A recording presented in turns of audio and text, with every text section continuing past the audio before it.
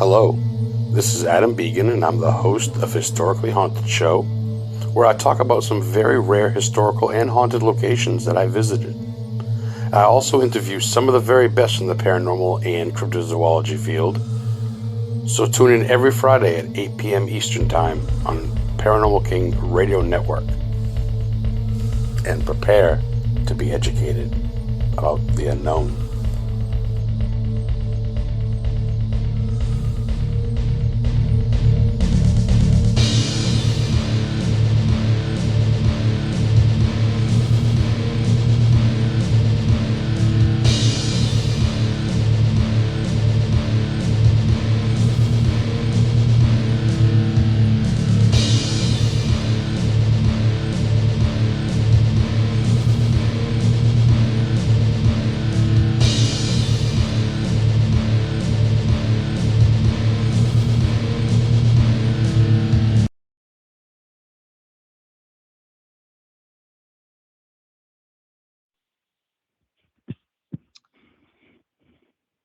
Hey, historians. Welcome back to Historically Haunted Show here on Paranormal King Radio Network, live again every Friday, 8 p.m. on this great network with the King.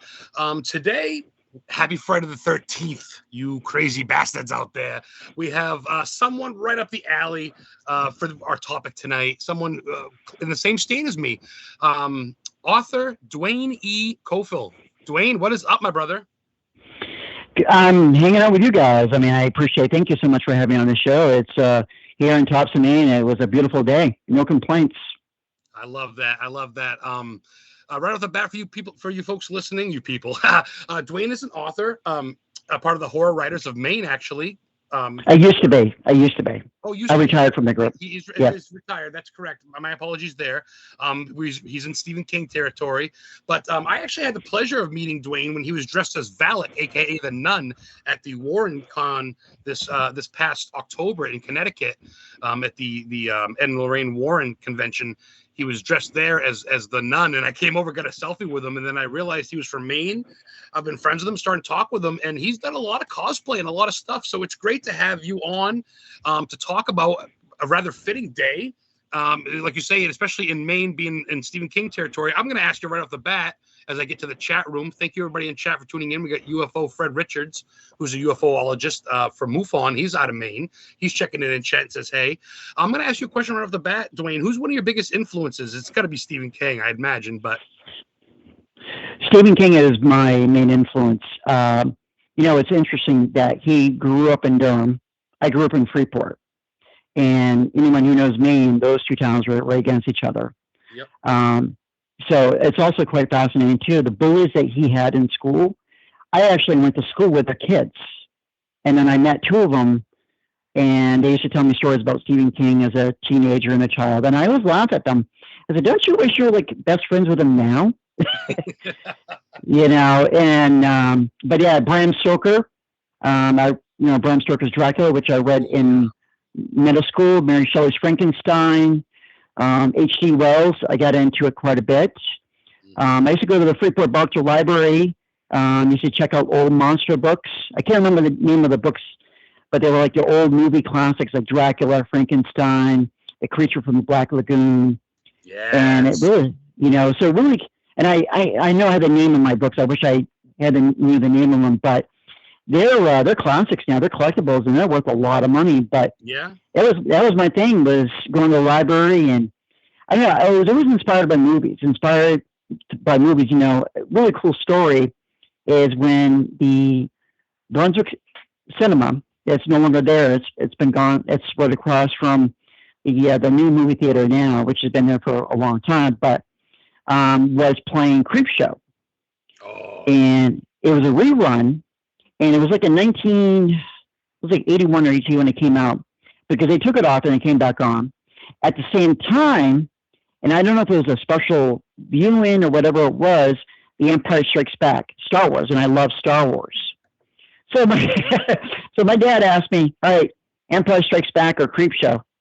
I'll never forget the look I gave him. Like, you can't ask me that. So over 2 hours of debating with myself, and I said, Creepshow. He's like, really? I said, yeah, Creepshow. And we went to go see it, loved it. And then he was going to surprise me and take to go see The Empire Strikes Back the next weekend, but I was already gone. But yeah, it was like some kind of special plane they had of the movie of The Empire Strikes Back, and I remember it. And but then we saw Empire Strikes Back at the drive-in, just during COVID, and with my family, and that was huge. And then I saw it at the movie theater with my father-in-law Tim, who's also a horror writer and science fiction writer as well, and it was great. So all those years, I was able to see it at the drive-in with my family. It was perfect. That is perfect. That, honestly, especially, I mean, like I said, I'm a fellow Mainer. We have not a lot of drive-ins. We have plenty in this area, and that's definitely the way to see a movie, especially an old school movie. And I'm like you. I love my horror, but I like my sci-fi. I like my wrestling. I like my stuff that's not always about horror too. So that's tough to pick. But yeah, that's very cool. So you're definitely passionate about it. And you grew up in Durham. I actually didn't know that. I knew you lived in Topsom. But yeah, Stephen King grew up on Runaround Pond Road. I've been to his house next to the church that he preached at. Yep. I went to actually his high school, Lisbon High School. I'm an alma mater of the Greyhounds. Oh, nice. Yeah. You've been to his house in Bangor? You must have been.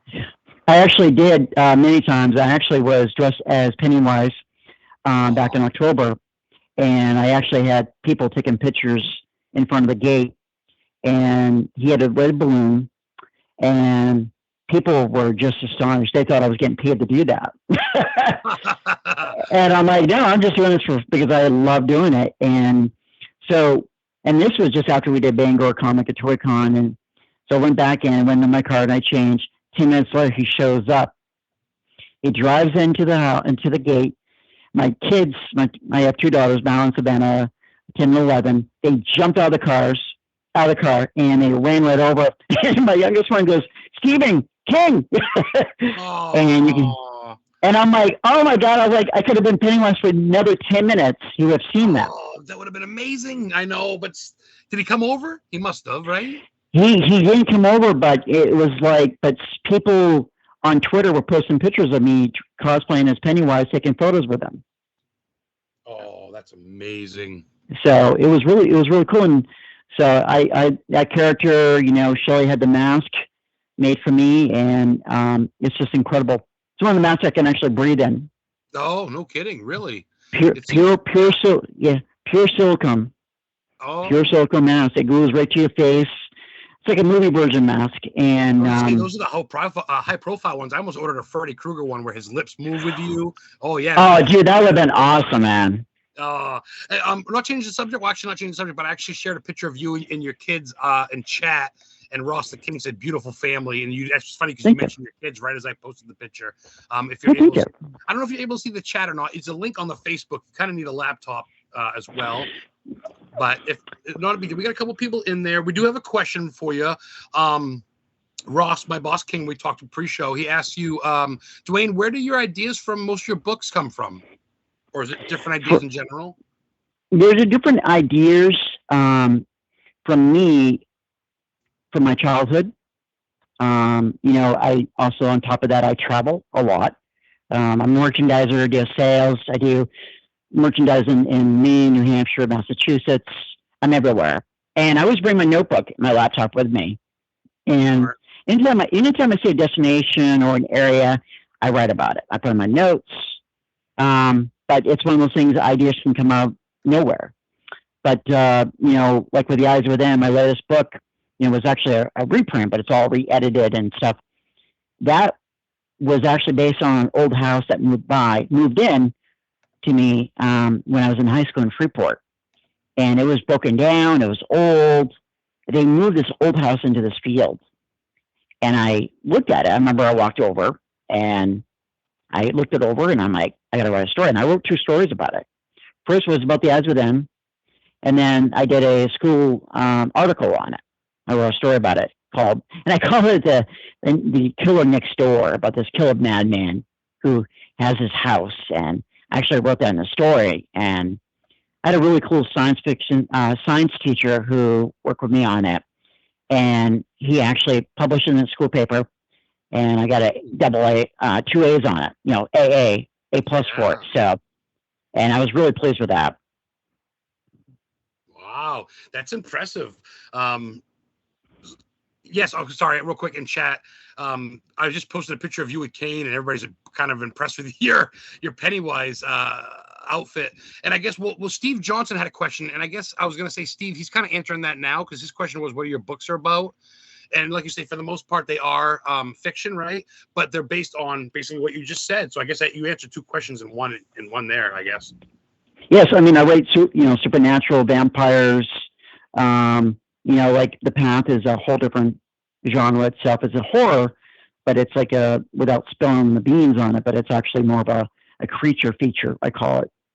And I guess it is fiction, and of course I'm not trying to like answer for you, but I feel like a lot of that could be based on real stuff because there is such thing as vampires. There is vampire lore, at least. Right. I mean, everything is based on something, and it's an idea off something. So do you focus? Do you think to yourself like, okay, Vlad the Impaler, and go off that, or is it more like a Lost Boys thing, or do you just? I guess I don't know what I'm trying to say. I guess do you? I don't know. I guess do you look at historical figures or things that it is based on, even though it's spoofed off that, so to speak? I do sometimes. It depends on the setting. But again, a lot of my stuff comes from, the folklore. Comes through. Shelley and I, we watch a lot of shows. If she, late at night when I come home, I'll watch shows based on history or, monsters. One of the shows we love watching together is Mountain Monsters. We love watching that show together. Ooh, yes. And we love that show. We were just watching it before starting this podcast. And it's quite interesting about some of these creatures I didn't even know about. So, and really? The thing about what's one of your favorite? I'm not gonna cut you off, but what's one of your little? I mean, everybody loves Sasquatch and Mothman, but what's one of your like cryptids that you like? I'm curious. I think the cat episode, because we have a cat.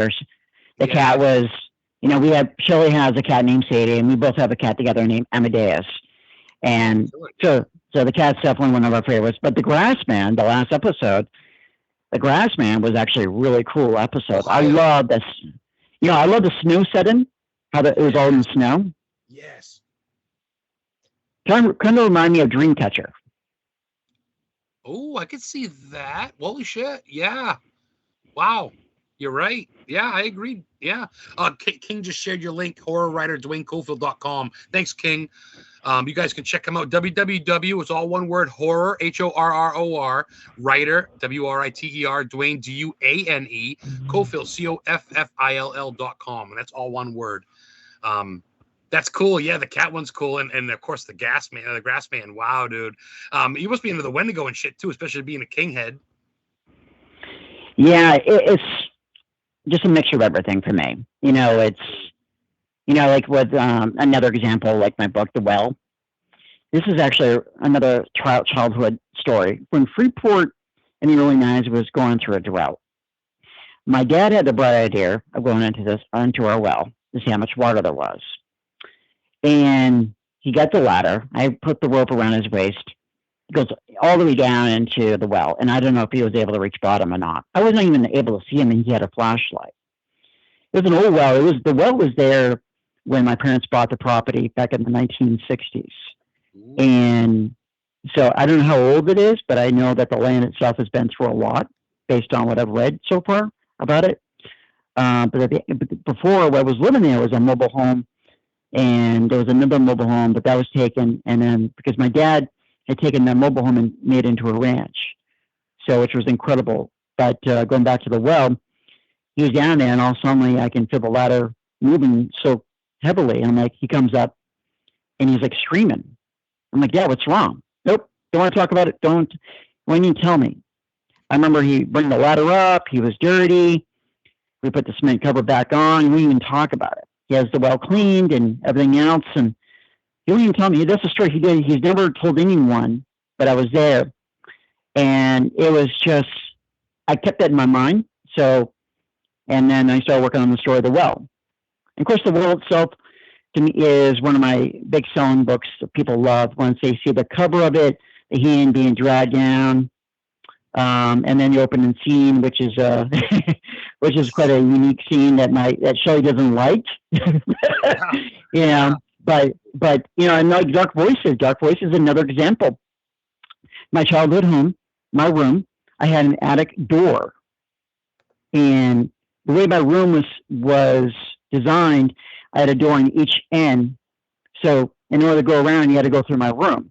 You know, we live in a ranch house, and one night during the early 1980s, when Freeport didn't have cable yet, and we had the snowy TV, they would play the national anthem and would turn snowy TV. Oh, at midnight, yeah. Everybody, and didn't have 24-hour television back then. No, nope. There was no streaming devices or nothing. It was just an antenna.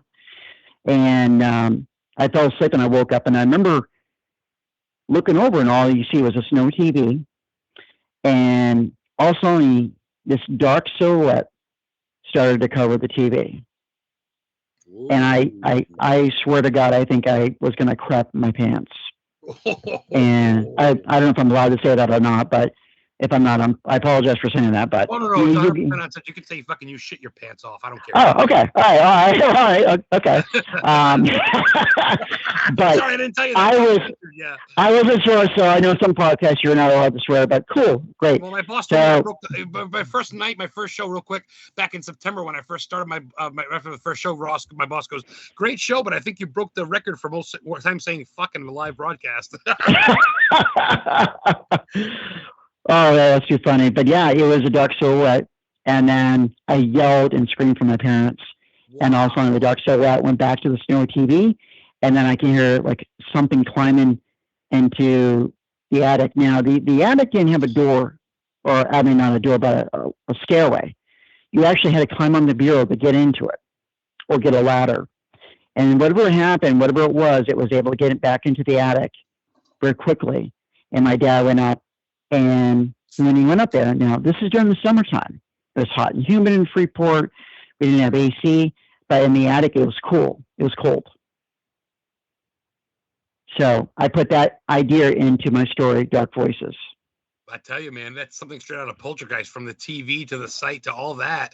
You've got me clinging on, thinking you are reading a book to me in a way, because that's actually real life shit. And like you say, of course you put your own twist on it, but some of that's based off your experiences or shit you've read about or heard about. And Freeport is super old. That's an old port town in Maine. You must have heard of the Dash, the ghost ship in Portland. Have you ever heard of that? I have. I have. I don't know the full story of it, but I have heard of it. That was made in Freeport. That's where it was built. Oh, no kidding. In like 1792 or some shit like that. And it was the fastest ship during like the World Wars or something, 1775. And it went out for a race in Portland Harbor to race another boat to prove how fast it was, and it never came back. Ever. And nowadays people say they hear it and they see it in Casco Bay and shit. Maine's got so much lore. You could write books of Maine all day. You and me could hook up. I could show you some cool shit you could write about, and I'd love to team up with you sometime this summer or something. Dude, I am so jealous of you because I see your posts of all these cemeteries you go to. I'm like, how the F does he do that? Dude, I'm at 220 right now, man. Have you ever been to Anderson Cemetery in Wyndham?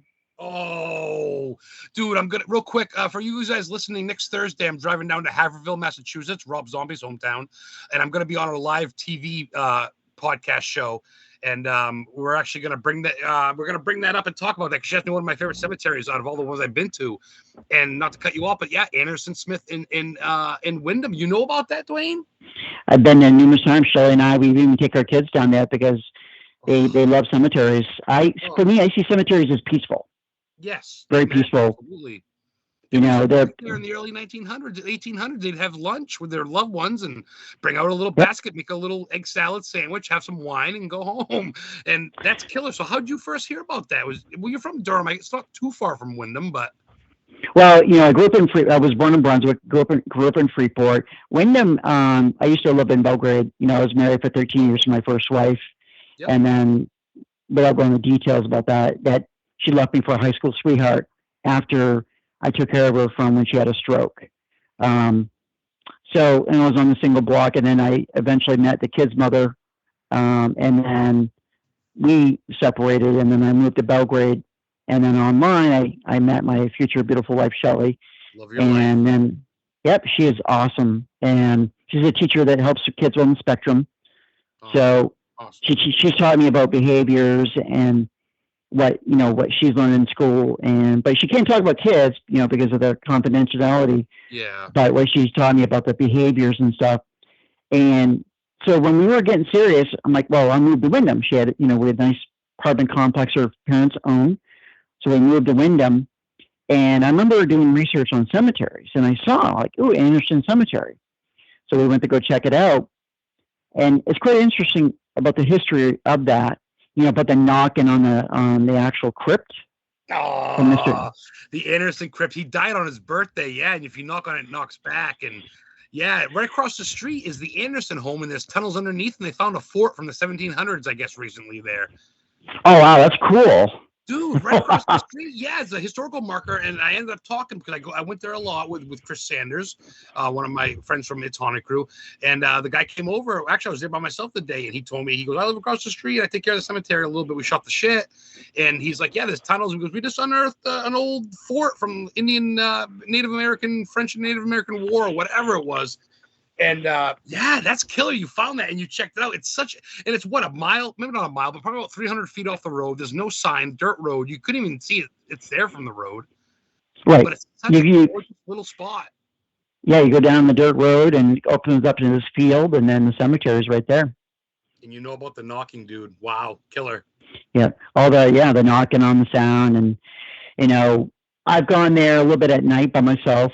But then, of course, I get the hell out of there because a lot of people are doing their thing. But it's always fascinating.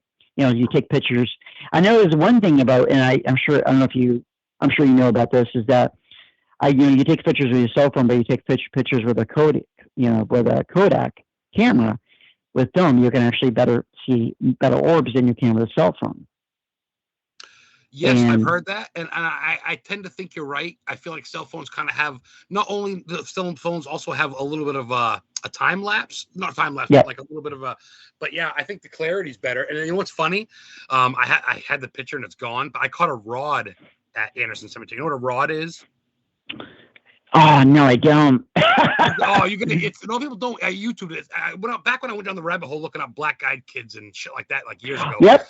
A rod is it's like an alien flying centipede. It's like a foot long centipede with a bunch of little legs, and it goes like 80 miles an hour, and people have caught it by airports and shit. And I caught one clear as fucking day. It looked like a flying centipede about 3 feet long, and I can't find the picture, which sucks. But that was at Anderson, where cars are known to be, windows are put down and left running, and people are here see mist, and of course the knocking and shit like that. So yeah, Anderson Smith, dude, for as far as I'm concerned, in New England, besides Salem, that's probably one of the best burial grounds there is in New England, in my opinion. Absolutely. It's funny how you mentioned black-eyed children. I'm actually writing a book about that.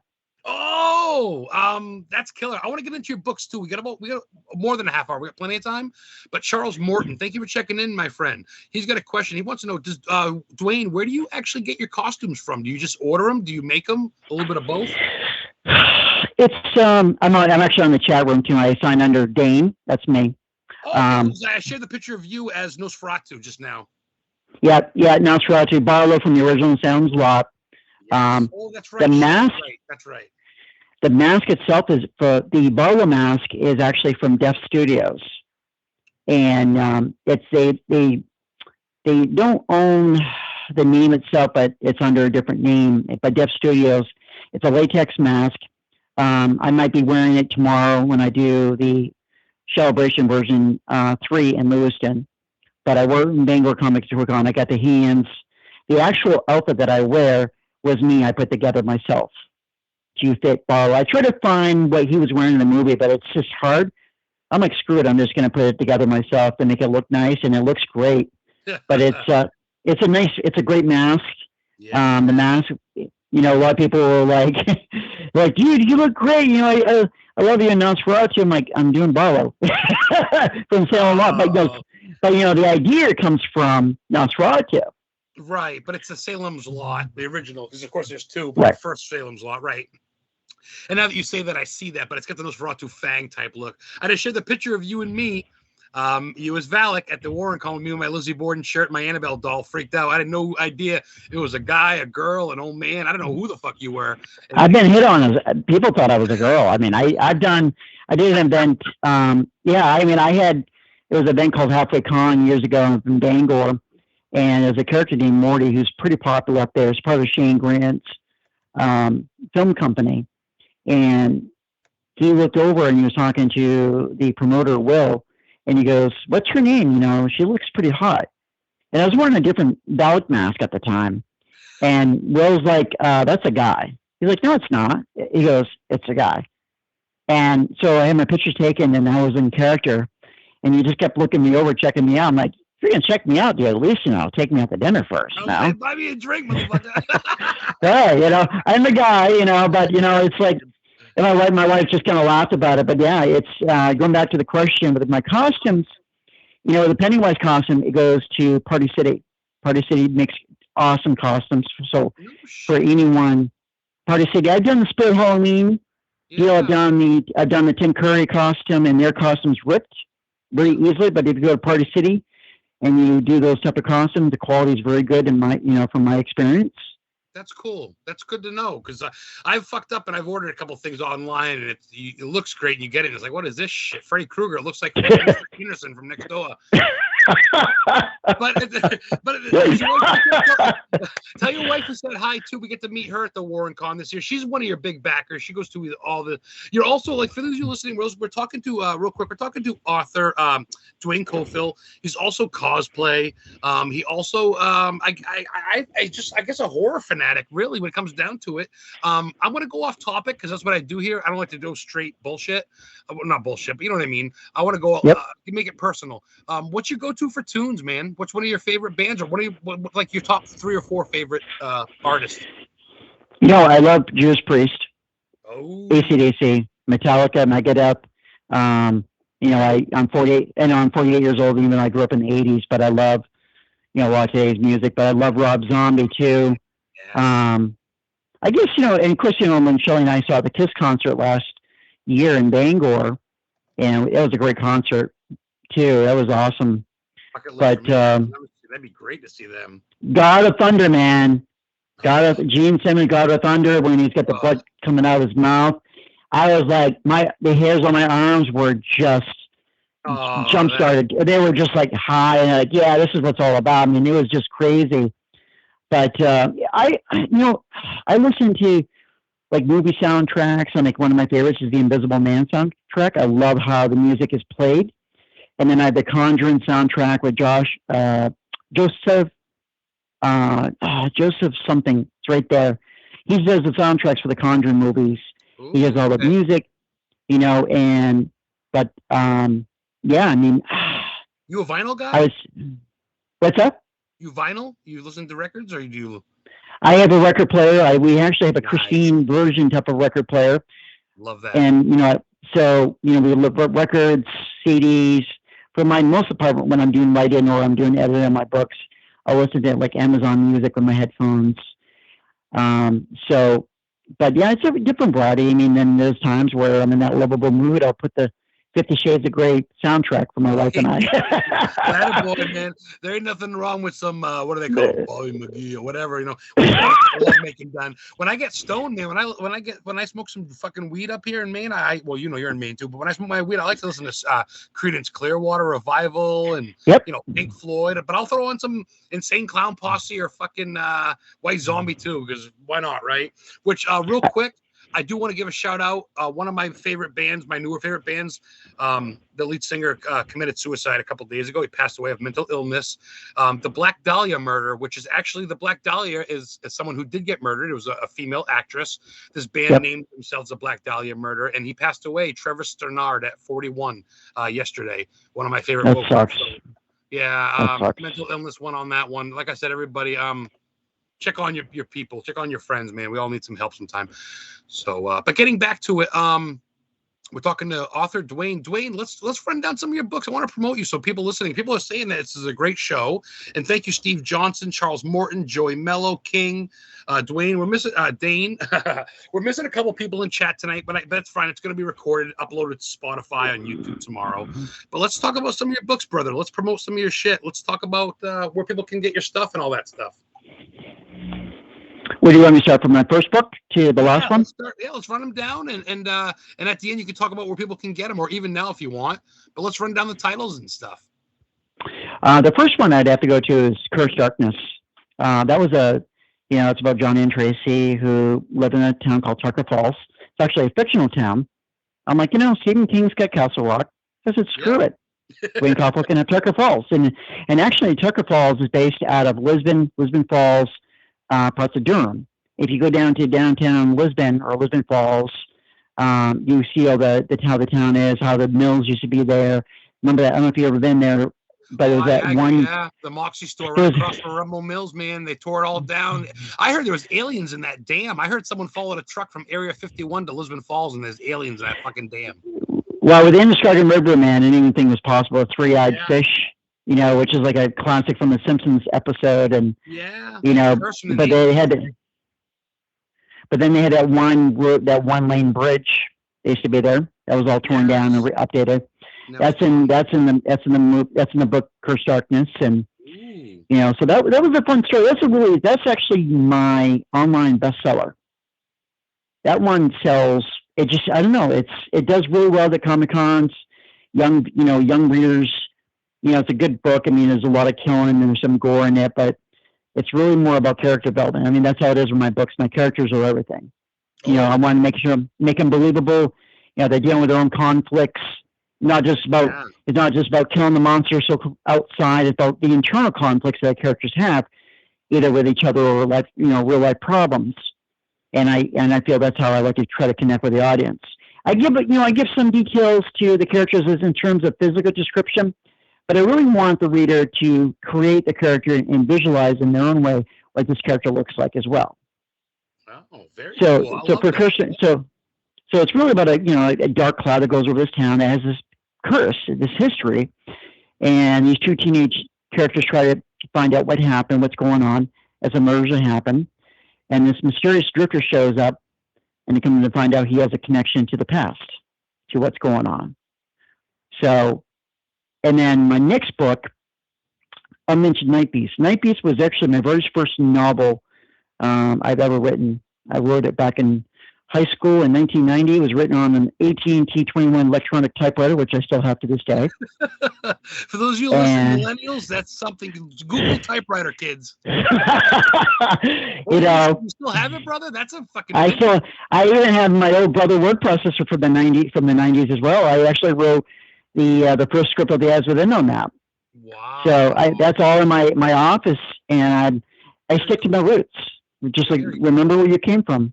Absolutely. And Night Beast was a great story. It's actually based, the house is based from my parents' house. I really exaggerated a lot of it. It was an inn, and it was during the storm of '93, the winter storm, and this character knocks at the door and he goes, "May I come in?" And he's covered with snow, and he comes in, gets welcomed into the inn, and then from there, all these different killings take place.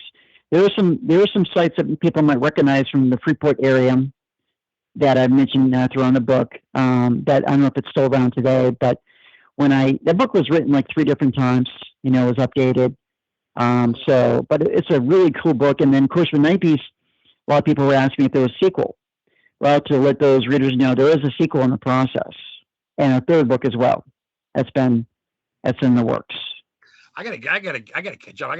I'm more of a hard copy guy because I love having my shit to read it whenever, because I don't trust electricity. So I gotta get some hard copies of this shit and have you sign it, because listening to this stuff, especially where you're pinpointing main places, I gotta admit I haven't read any of your stuff yet, and I gotta, because I'm slacking, and I love reading books, especially in the wintertime. I gotta get some of your shit. So could people get hard copies of this? Do you bring it with Absolutely. you? Yeah. Well, I mean, if they really want to know a lot about me, and I can refer to you to Amazon. But the only thing about Amazon, it's complicated, because some of my old work is still around and Amazon. But I would definitely probably go to my website, horrorwriter.DuaneCoffill.com. So again, horrorwriter.DuaneCoffill.com. And horror, like not like the girl from Lisbon High School. horror movie, horror writer. For those of you, because a lot of people listening, and I mean, God bless you all, but it is hard to spell some things. So it is www. And this is all one word, all lowercase. HorrorWriterDuaneCofill.com. Get a pen. HorrorWriterDuaneCofill.com. horror writer Dwayne Coffill. He's on Facebook too. Check him out. But go ahead, man. I wanted to give. Sometimes people they'll message me after the show, going, "What the hell was that again?" So I wanted to. Yeah, I'm on Twitter and I'm on Instagram as well. So, perfect. But going on to the next book, I did, Curse, Darkness, Night Beast, and then The Well. The Well I'll mention as well. The third book. The Well was a great story. The cover itself was actually. I work with an artist named Betty. She's from Yugoslavia, and her and I worked on the cover together. And I really, explained to her what I wanted. And the cover itself, if you able to see it, has a hand being dragged down into the darkness, and I absolutely love that. So it was really deep. I wanted the stretch marks to show, and I really wanted, and the people see that in the Comic Cons, so they're like, shit, I want that book. Yes. That lets your imagination go wild. Where is she going? Who's pulling her? What's going? That's what I love about some of the old school like horror movies. They don't really show the gore. They kind of let your mind explore where the gore could go, I guess, so to speak. And that's kind of what it sounds like you write about. You make it, but you let the reader determine really in their mind what's happening. Does that seem right? It is, because I've read. I'm not a fast reader. I used to be, but I don't know if it's because my, getting older. I also work a lot too. I work my day jobs, as you want to call it. I would love, I would love to be a full-time writer, but it's not realistically, it's not happening right now. But I'm having fun doing what I'm doing. I'm on this awesome podcast tonight, so I am all smiles. Dude, really, I'm like, you mind coming on? You're like, me? And I'm like, oh, come on. And I love it when people get so humble. They're like, why do you want to talk to me? And I'm like, dude, look at the shit you've done. People need to know about you. And the best part is it's as much as this is obviously to get you promoted, it's honestly just kind of get to know you as a person. And that's what I love about these shows. I always end up coming out with, not always, but more of the times, a friend. You know what I mean? And that's what I'm trying to get to here, is to get to know you as Dwayne, because you really made a spot in my life. When I went to that Warren Con, dude, like, I didn't know. I mean, I knew people, but then I saw you and I'm like, who the fuck is this cat? And then I found out from me, I'm like, how the fuck do I not know he's in my own world? I got to go hook up with him. So I want to touch a little bit too. I know we're on your books real quick, but I want to talk about something that I love a lot, and I know you love, is wrestling. How long have you been into wrestling, pro wrestling, for? Since I was 5 years old. I used to watch it on Saturday night with my dad. We used to watch it on 6:05 until 8:05, and oh my god, dude, it was, here it was, I don't know if you remember it or not. WWF at the time used to have their shows on Saturday mornings. And of course, on the Saturday morning programming, I remember seeing Hulk Hogan defeat the Iron Sheik for the WWF Championship. Now it's WWE, but and I was like, that's awesome. And I remember, and of course, you had the NWA, you had Jim Crockett. But on NWO, they used to just call it Saturday night, sitting there watching all these different wrestlers. And of course, one of my favorites was Magnum TA. I'm like, this is the guy that looks like Tom Selleck, and this is the guy that's going to be world champion. And of course, unfortunately, he was in an accident. Yeah. And I we have the Peacock, Shelley pays for that, and I pay for the other stuff. And I just got done watching WrestleMania Backlash yesterday. Oy. And I don't care for the undisputed Roman Reigns having both belts. I think they should have kept the belts separated. They would give more of a person, man. Like, fucking, and they've been throwing Roman, not to cut you off, but they've been throwing Roman down our throats for fucking years. And I'm glad Ronda got her belt back. But Jesus, dude. No, I agree, dude. Sorry, go ahead. I'm sorry. I gotta eat. No, it's okay, man. It's okay, man. It's fine. Yeah, I mean, I just felt like, it eliminates opportunity. I mean, when Cesario was not even given a championship, I was like, this is a guy who is so popular. How can you not make him world champion? No, but it's just, he just, Cesario section. I mean, Vince McMahon's always talking about getting over. I'm like, this guy's over. I mean, Daniel Bryan, when he won both belts in 2014. Yeah, he beat Triple H. That's right. Yeah, he beat Triple H, and then he was in that triple threat match. WrestleMania 30, and of course, the sad part is, but the Undertaker lost. Got beat by Brock Lesnar. But I haven't watched that yet. That's the one WrestleMania I refuse to watch. You're like me, because you said before the show that Undertaker's your favorite. That's my ultimate. Of course, how could you not be in this field and love the Taker? But when he lost to Brock, dude, I fucking cried. I shut it off, and I have never watched that WrestleMania yet. It's and then the video games get done. The video games where I think it was at WrestleMania, WWE 2K14. If you beat the Taker, the Undertaker, you get his old outfit out. It's just weird seeing him getting pinned at WrestleMania, but now with WWE 2K22, it's a great game, and it's just I had the Xbox Series S that my father-in-law bought because I bought him one for Christmas, and then he bought me one just because he loves me, and that was the first game I got, and I got the NWO edition. Ooh, and again, you gotta get Hogan, Nash, you got Eric Bischoff, Easy-E, and so it's such a fun game, And then I got the Xbox Game Pass, and a couple of my people I work with, it's like, dude, you gotta get that. MLB 22 was there. I'm like, shoot, I only have to pay $100. I was like, I'll just pay $14 a month, and and then I got the Lego Star Wars Deluxe Edition, Skywalker Saga, which is freaking awesome. He's a Star Wars nut. I love that too. That's killer. I mean, dude, I was just when you find shit like this. It's cool to be. That's one thing I gotta admit about you, dude. You're very passionate about the things you like. That reminds me of me. And you're not braggy. You're not being. You're very excited to talk about shit you like, dude. I admire that. Thank you. It's just so much fun. It's just it's positive stuff. We need more positive stuff in this world than negative. Fuck, say it louder for those in the back. I tell you. King asked you, which I know, of course, he would, AEW or WWE. King's an AEW guy. He loves Britt Baker. He loved Cody. Cody's a little overhyped to me. I can't see him beating Seth. Not as Stardust anyway, so that's bullshit. But King wants to know, what do you prefer if you had to, AEW or WWE? I'm WWE, and I got a tattoo to prove it. He knows that. I got a WWE tattoo. That's a great question. WWE's got storytelling. They know how to tell a story. You cannot argue with Vince McMahon. But with AEW, they offer pay-per-view type matches on television like WCW used to do. Oh, it's quality shit. Oh, yeah. I'm not saying they suck. I just, I agree. Go ahead. I'm sorry. That's okay, man. No worries, man. We're talking about, we're having fun, so it's cool. With AEW, they're wrestling figures. I mean, I collect wrestling stuff too. And their figures are incredible. I mean, it's a little expensive, like $22. But the freaking box, the details of the box. I mean, WWE, same thing. With Mattel, the merchandise is incredible. I think I like both companies. To choose one over the other is hard because they offer different. They have a variety of offers. Right. King goes, great answer. I like him already. Haha. Well, thank you. Okay, I'm a Bears fan, to change the subject. Chicago Bears. Ooh.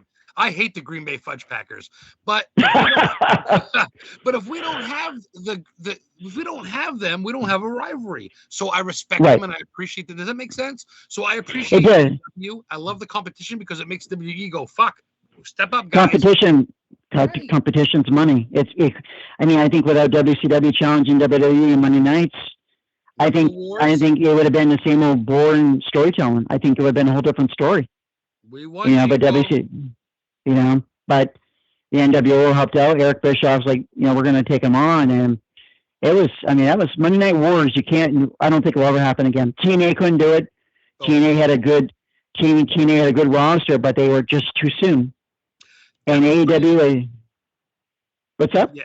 No, go ahead. I'm sorry. I was just going to say, dude, there's nothing. You're right. I tell people the Monday Night Wars, you grab popcorn, and as soon as I went to commercial, you went to the other brand to watch them knock in the other brand. And every Monday night was just a big fucking fanango. And it was pretty wild, man. You grab your popcorn and get ready. Here's a question for the wrestling fans out there. Who is the best merchandise and the best draw between Stone Cold Steve Austin and Hulk Hogan? Oh, boy, that. This is for anyone who. And, I've seen Hulk Hogan once in person in Portland, Maine at the Cumberland County Civic Center once, live show. I didn't meet him, but he walked by me and I touched his shoulder. And I'll never forget. It was him and Piper taking on taking on Sid and Flair. And I remember when Hogan came out, the freaking crowd popped. I mean, Portland, you know, I don't know if you've been in, and that's not the Civic Center anymore. They call it the Cross Insurance Center, but the place was like unbelievable. You know, it was such a great show. But then I've seen Stone Cold Steve Austin. I've been to Worcester. That Monday Night Raw, when he came out with his music, freaking the whole place shattered. I've seen Austin in Portland. I think that those two individuals, it's tough. You know, that's a tough one. I mean, I know some people feel that Bret Hart carried the roster. You could throw Shawn Michaels, you could throw The Rock, right. You could even throw Taker. But I think Stone Cold and Hogan were the top two. Stone Cold carried the 90s. Hogan carried the 80s. Boy, that's a tough clash. And then John Cena, I think John Cena really carried it from the Stone Cold era. But, you know, The Rock, I have to throw in there too, because The Rock carried it. But, you know, for guys who stayed in the company and didn't leave for any reason, you know, Rock was like almost there, but then Cena came in, and I think Cena really took it over. I mean, he was a guy that was loyal. He did it for so many years. I mean, it was just incredible on Cena. And I met his father at one of the shows, independent shows, and he was such a nice guy to talk to. I mean, Big Time Wrestling used to have those shows in Augusta at the Augusta Civic Center. Yeah, and I met, that's where Cena Senior, yeah, Big Time Wrestling, and I met Ric Flair there. I met Bret Hart. You know, it was just one of those things where I think Cena, to me, you know, show loves Cena, but his promos are incredible. I mean, so I think all three of them are there, but now you look at, okay, who is the top guy now for WWE? You know, is it going to be Cody Rhodes? I think Seth Rollins has been pushed down a little bit. Yeah, and I think I feel like with injuries and shit, I don't know. Right. With Roman Reigns, you know, he's got the it factor. I mean, I like Roman, you know, but I know I just read a report, I don't know if it's true or not because it's wrestling news, that he signed a part-time contract. So no more small shows, which means he won't come up here in Maine for a show, which sucks. I saw a thing saying that he's got a new adventure in his life and he may not be back or something. Yeah. And I feel like, dude, everything you're touching on, I know this is off subject, but especially with wrestling, but that's all, you're making a good point because it's all true. It's all carried the ball. John Cena has carried the ball, and now they want Roman. And is Cody good enough? I'm not sure. Not quite yet. It's so funny. I could talk wrestling for another fucking hour. I saw Hogan in them. I actually saw Macho Man when he beat Hacksaw Jim Duggan to be the king. When he was Macho King, that was in Portland. I missed that show. I was sick. I was going to go to that, but I missed it. That as a kid, brother, and I get to meet the Berserker and Boss Man that show. Yeah, I've met a lot. I saw Savage defeat The Undertaker when he came out supposedly out of retirement. Yeah, it was during the it was really, and I'm like, and it was like, oh, coming out of retirement for tonight, you know, because Warrior was supposed to show up and take on The Undertaker, and he no-showed. Jerry Lawyer? Who? Ultimate Warrior. Oh, Warrior. Ultimate Warrior. Warrior was supposed to show up and take on, he didn't show up, and so they have Savage coming out of his retirement, and Savage rolled up The Undertaker. He hit him with the elbow. And Taker kicked out. And then he rolled him up and he pinned him. I'm like, you shit me? I'm like, no, he's undefeated. You can't, you know. But you know, it was so cool, man. I mean, I've seen go to some live events together. I went to Bangor and met Ron, and we'd have a blast. I actually, you know what, real quick off subject, I went to Newburyport, Massachusetts. I went to Cemetery Road and saw John Cena's fucking house. It still says Cena on the mailbox, brother.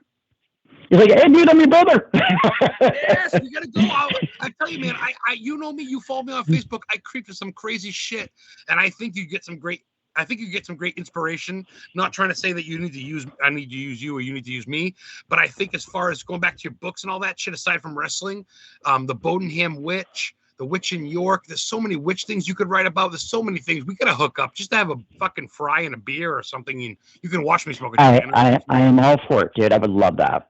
Oh, that would be great. Especially in Freeport, there's like the Wolf Neck State Park, which reminds me of a lot of Pet Cemetery, which was filmed in Acadia National Park in Maine. But we gotta do some Stephen King shit. I should picture you and your wife in your wrestling attire, your belts and the Too Sweet sign. Yeah. We got a good 10, 15 minutes left. We can go a little bit over. We left off on the ring, and then my ADD took us to wrestling. So what do we got after the ring, and what do we got for the future as far as books go and writing? Well, we did Night Beast, The Well. We touched up on a little bit on the path. The cover itself was something that I worked on, but also worked on an artist from England, and she was awesome. She did That's the cool. the path. Reach out overseas too and do that. Absolutely. I don't care who they are, where they're from. If it's going to give artists money and it's going to help them out, and they can do a great job, I am all for it. So, and then from there, the path, and then of course Darkness. Actually, I did that one. Dark Voices. Dark Voices, and the one that was actually done by a friend of mine, Fox Chapman, and he did the cover, and we worked on the editing together. And this is the question I get asked, do you have editors that do your work? And I said, I do have editors, but sometimes I do have editors, but the unfortunate thing is editing has gone up so much since COVID. I mean, I used to be like $1,000, like maybe $1,200 to have a book edit. Depends on how long it is. Now, it's kind of gone up to $2,000 or $3,000 because people have to make a living, which is understandable. But it's, but I use software like Grammarly, Pro Writing Aid for my editing, and then I just read the story out loud. If it sounds good, it writes good. But that's the one cool thing, man, about self-publishing my books is that I have full control. And if I want to go back in there 10 years later, I was like, okay, I'm going to have this professionally done. I can do that. I just had a lot of bad experiences with some publishers, with the exception of Grin and Skull Press, who, when I was in charge of Horror Lesbian, which was a group I created in 2011 and retired in 2018, my first anthology was called Northern Flights. I was the founder and president of Horror Lesbian, and the vice president at the time was David Price. And David hooked up with Grin and Skull Press. They worked on the cover, and it was Michael Evans. And they did a great job. David edited the entire book of Northern Flights. And of course, not too long after that, after we promoted it, I was like, it's time for me to leave. I did what I wanted to do. And of course, without getting into other stuff, I wanted to move on. I wanted to make it more family event. So I came up with the idea of the Horror Letter DUANE E Coffill brand. And I wanted to become more of a family brand and a business, and people love it. So it's a lot of work, but I created the logo itself for the Horror Letter DUANE E Coffill. People were kind of worried that I was like, well, you're kind of making yourself like one-dimensional. Like, well, the Horror Letter DUANE E Coffill brand, is great. There's this huge umbrella, and the fascinating thing about this, then I can add on my other books. I mean, I have a suspense novel idea that's finished. It's going through the editing, and people, suspense is different. It's challenging because, I love movies like Copycat. Copycat's one of my favorites. Yeah. Kiss the Girls, and my mom, my mom, a good movie. Yeah. My mom loved, suspense books and stuff like that. And, but so, yeah, it was one of those things. And then in high school, I wrote a science fiction story called Space Plan, and it was a 20-page story. Wrote it longhand, and people liked it, so it was different. But horror is always my main theme. It's my love. It's the rose. It's the blood within my heart. I guess it's the darkness that lies within me, and So and then the last book, is The Eyes of Them. I have it up on Amazon. The Eyes of Them. The cover itself, the house is real. Ooh. Up in Augusta, Maine, I always tell the story to a lot of people. The house is from a nurse's station. It used to be where the nurses would stay for the patients. And when you walk along the river, of course they got no trespassing signs there, but I walked along the river, public property, but on the land itself by the house, you cannot enter. A friend and I went walking, and when I was like, I wanted to do a cover. I wanted to redo, where I want to do The Eyes Within. I was looking for a house. and I saw this house, took some pictures of it, and then the color is red with black. That was done by me.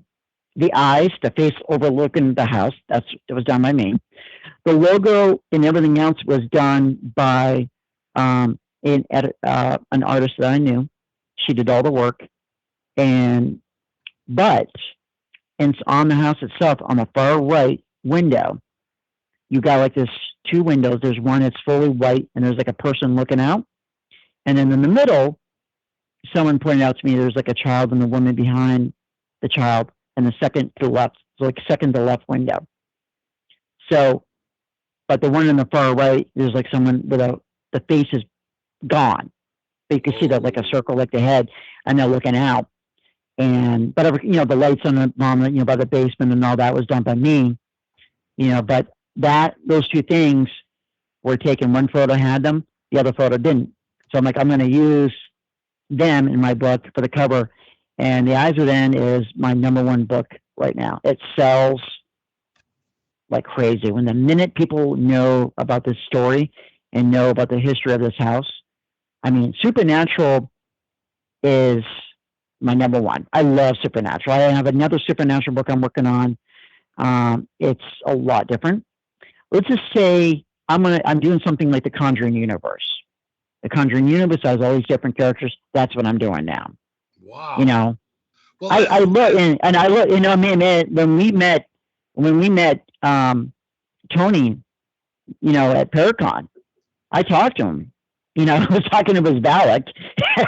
And staring you, and Tony's kind of giving you the gun point or whatever, and he's like, "Oh." And I was talking to him, and I was asking him, and then we met the owners of the Conjuring house, who were very nice. And I know last time they were selling the house. So, but I've always been fascinated with Supernatural. For me, the nun, when I saw the nun, of course, the Valak, I don't know if you knew, was actually a real demon, based on a real demon. It's a chapel in Europe, yeah. In the 1700s, there's a nun that was possessed, supposedly, and they gave her an exorcism and shit. Yeah. I talked to some people, and they go, well, it's not really based on a true story. I go, well, Google it, because it says it is. And I've done some research. Valak was a nun. Yeah, exactly. Yeah. Which, real quick, Charles Morton, a long time ago, or Joey Mello, I think it was Joey Mello. So they asked a question, if you ever thought about paranormal investigating yourself, which it kind of seems like you more or less kind of do. Like I do. I don't use instruments. I don't have spirit boxes. I just go and talk. And it sounds like you looking for places is kind of investigating to an extent. Well, my wife and I, Shelley and I we have a psychic. We go through a medium that we do a bit of call with. And very cool.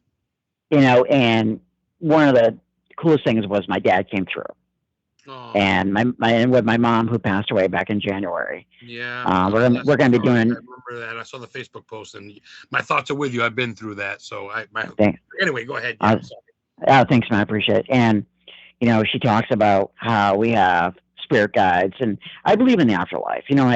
God to me is everything. He's the #1 thing in just from my own beliefs. I'm not trying to impress this onto anyone else, but my own belief is God. I love that, because looking at you, you'd think, oh, this guy's demonic, but you can still love the dark side of God, bro. I mean, right? I mean, too. People go, you're Catholic or you're spiritual? I go, yeah, it's because I chase ghosts. Don't mean I'm a Satanist. People thought, and I've been criticized for being a Satan worshiper because I write horror fiction. I have had other Christians have criticized me. So one said I should die on a cross like Christ, and I should suffer. Hardcore motherfuckers out there that kind of make it bad for people like us. Yeah, we're not that crazy, brother, but Jesus. And I always said to them, I said, and I always mention a quote to them. I said, love thy neighbor. Love your neighbor. Love thy neighbor as you would love yourself. I said also God. He also said God says, do not judge, and unless you could judge yourself. And I don't judge. Everyone has free will. We all make our own decisions, and that's how I look at it. My heart is open. I love friends. I don't care who you are, what you look like, where you come from. To me, if you're good to me, and I try to be good to you, and we connect, you're a good friend to me. I open my heart up.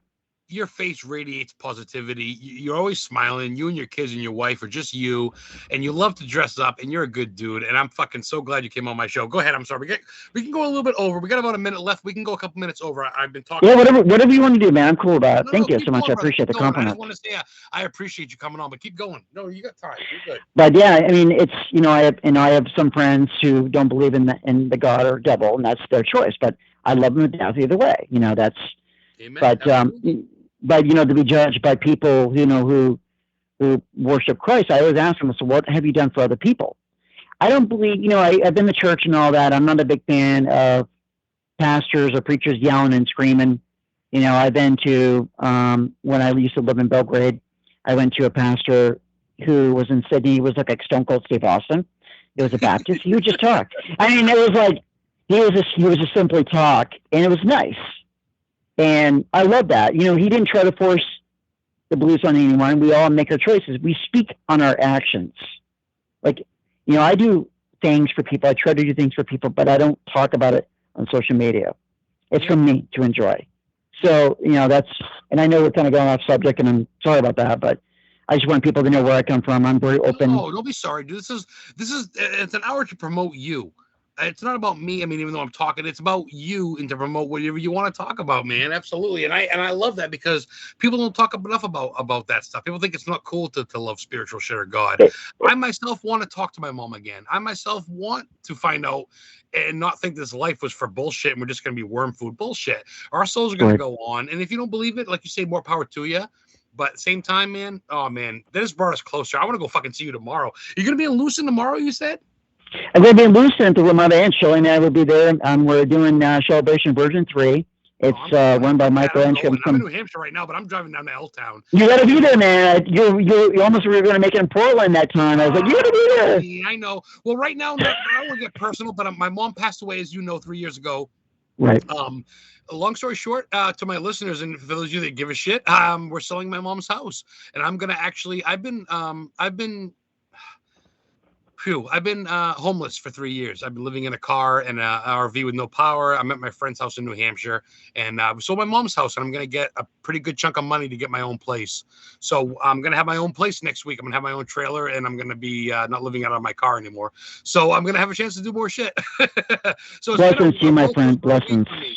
Yeah. Many, you got this, man. You got it. It's. Oh, I appreciate it. We met with a realtor tough. the other day, and I was like, oh boy, I just want to get rid of this house. She died pretty much here, more or less, and unexpected 3 years ago, and been renting it out. Long story short, COVID, everything else. I just want my money. I'm going to get a pretty good chunk, and I'm going to get a yurt or an RV or a trailer, and I'm going to start doing more shit and going to more conventions and seeing my friends. So I promise you, unless I literally cut my arm off tomorrow, I'm going to be there, brother. I want a selfie with you, and I want to see you. Yeah, I mean, I'll bring my Barlow outfit with me. I'll bring my stuff with me. For those of you in Maine listening, what time is all this tomorrow? Promote it, brother. From 10 a.m. to 4 p.m. It's at the Ramada Inn in Lewiston. And so I'll be there with Shelley. She's actually the president of Horror DUANE E Coffill. I'm just the guy the face of the company, which is kind of scary, but she's actually the president, and she represents, in going as Barlow. But, just going on something, one of the coolest and weirdest things going as Pennywise was when I dress as Pennywise, I always have kids come up to me, want pictures taken with me. And to me, for me, that's the greatest joy. I love making people smile. People want to take pictures with me. And they always ask if I charge. I said, I don't charge. I would never do that. But I used to stand by my table, and it's like, oh, by the way, I'm a horror writer. Like, oh shit, you're a horror writer. Oh, that's cool. But it's always a weird fascination with kids, how they come up to a sinister clown and they want to take pictures. So, or a nun. Right, the nun. I mean, Barlow was like, dude, some kids were scared of Barlow, and then they wanted to do a couple of. I mean, last year at PortCon, Maine, I did Art the Clown, and Art the Clown received a lot of mixed reviews. So, Art the Clown. I watched Terrifier. I freaking love that movie. Terrifier. The outfit, the mask. The mask itself, I actually got from Party City. So, but yeah, it's crazy. But you seeing people smile, taking pictures with them. Dude, that's more than selling a book. That's endless. That's priceless joy to me to be a character, to be someone else. I mean, if I was born in 1950s, my dream job would be in the Hammer films. I would want to be the monster. I would want to be the Christopher Lee, or I know Peter Cushing was a lot of times was the opposite, but I'd love to be the Boris Karloff. I would love to be the monster. I think the monster in horror films are the main characters. I wouldn't want to be a starring actor. I want to be like Robert Englund. I want to be like Kane Hodder, Tony Todd, and then what's his name? R.A. The kids just met him. R.A. the Leatherface. Gunnar Hansen, the original Leatherface. Oh, he died in Maine in Harborport. Yeah, the original Leatherface. Yeah. Yep. So I mean, to be those type of people, to be in the character outfit, the makeup, I would rather be that than the star. Mike Myers.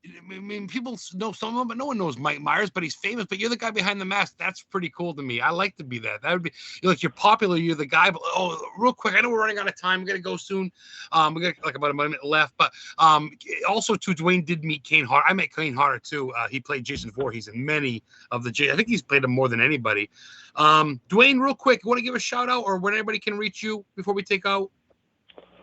Yeah, my website is www.horrorwriterdwaynecoffil.com. There's a contact form there. It has all my books, all the pictures of me doing the cosplays. Also, you can reach me on Facebook, Twitter. On Facebook, you can reach me on horrorwriterdwaynecoffil.com on the Facebook. I'm also under author Duane E. Coffill. You can reach me on Twitter and Instagram, and I would love to hear from you. I love that. I'm actually contemplating. People have told me I shouldn't. I'm thinking about writing my first book, and if I have any questions, you'll be the one I'm going to go to. What's stopping you? Just myself, I guess. Once I get this place, once I get that $70,000 check on my hand next week and get my own trailer and get my life adjusted, I can settle down more. Right now, it's hard. But I'm going to get there, and you're going to be the one because you're a great dude. Charles Morton says, great show. Steve Johnson in chat. Joey Mello, King, Ross. Thanks, everybody that listened. Thanks, for Dwayne. I'm going to have you on my vodcast so I can see you in costume one of these times, the visual show. I would love that. I would love to be in costume on a podcast, video podcast. Which character would you want me to be as? Oh, fuck. I'm gonna miss you after the show, or if not tomorrow, because I'm kind of buzzed right now. I'm down 2 beers in a joint, so. You're 2 beers in a joint. Well, have fun. Have plenty for me, man. You're gonna mail me those ones you got for free, by the way. But yeah, I'll have you dressed up. We gave them away. We gave them to a friend of ours. Well, I know 2 joints. We gave them to a friend who's helped me with the cosplay stuff. We gave them to, and then he gave it to other people, and they smoked them. I love that. You fucking Dwayne Coffill, DUANE, not DW. I know there's a lot of Dwaynes out there, DWAAYNE, like Dwayne the Rock Johnson. But yeah, we'll have you and we'll have your fabulous wife on the vodcast visuals. We can see you guys. You guys can set up and maybe you can choke her out or something on camera. Which character would you want me to be as? Oh boy, give me some time because I don't know. I love him. Well, boy, it'd be Valak because that's how I met you. But boy, I don't know. I love Pennywise. Shit. I'll have to think about that. Let me sleep on that. Absolutely. We'll get the hard copy up tomorrow. This will be on Spotify. Thanks, everybody, for listening. Historically Haunted Show every Friday here on Paranormal King. Dwayne Coffill, thank you so much, my brother. It's been a pleasure. This hour flew by. Shit, I wanted to ask you, my friend. What's your favorite go-to for food? Or, what's your favorite, what's your go-to? Barbecue, pizza?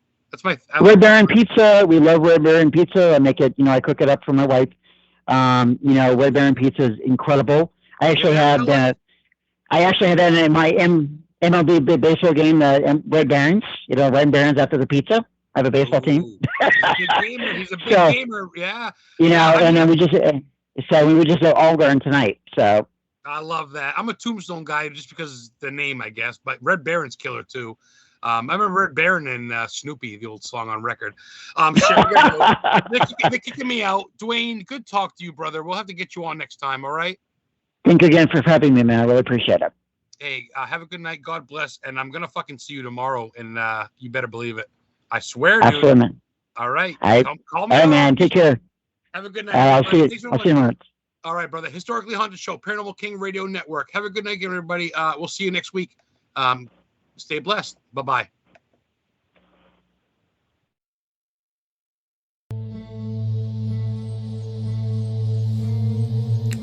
Hello, this is Adam Began, and I'm the host of Historically Haunted Show, where I talk about some very rare historical and haunted locations that I visited. I also interview some of the very best in the paranormal and cryptozoology field. So tune in every Friday at 8 p.m. Eastern Time on Paranormal King Radio Network. And prepare to be educated about the unknown.